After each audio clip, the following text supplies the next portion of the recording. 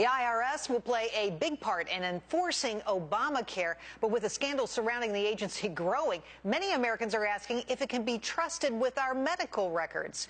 With us now, Celia Bigelow from America Majority Action. Celia, welcome to the show. It's great to have you here, and I'm looking forward to this conversation.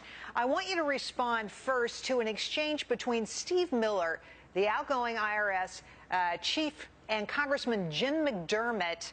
This from a hearing last week. Listen to this. The IRS can't access your medical files. Is that true, Mr. Miller? Correct, sir. They cannot find out your private medical information. That's correct, sir. Really? Do you think Steve Miller's telling the truth here, Celia?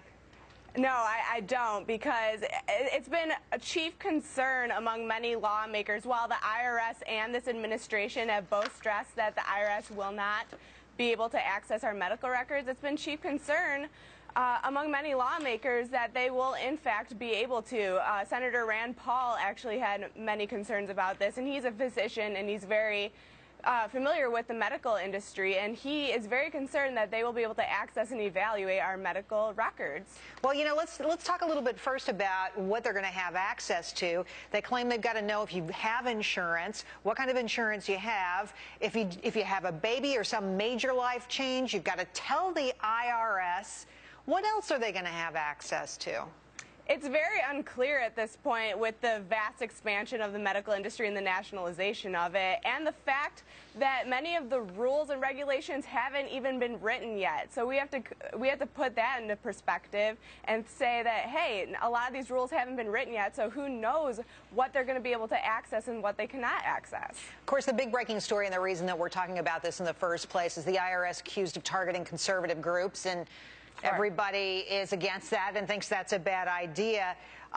Does it concern you at all that the person who kind of organized that effort is now going to be in charge of organizing Obamacare for the IRS? What do you say to that?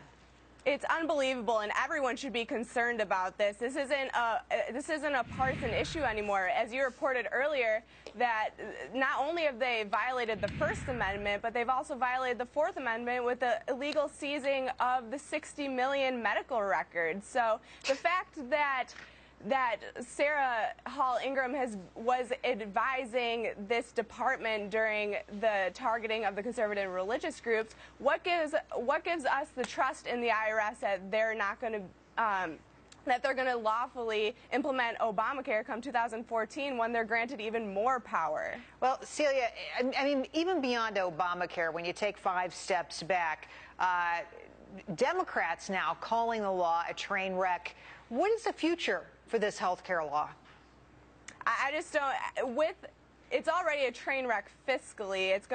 We're already seeing the rise in the premiums, especially among young Americans, especially among my generation. We're seeing 200% rise in premiums alone for my generation. But the fact that people it hasn't been an investigation into the IRS scandal, what gives us the trust that they're going to be able to implement this lawfully and trustworthy? Wow. You know, I think it's going to be a derailed train if there isn't a full investigation into this. Well, we've got a long way to go, and obviously we'll be covering this all the way. Celia, thanks for coming on tonight. Great to see you. Thank you for having me.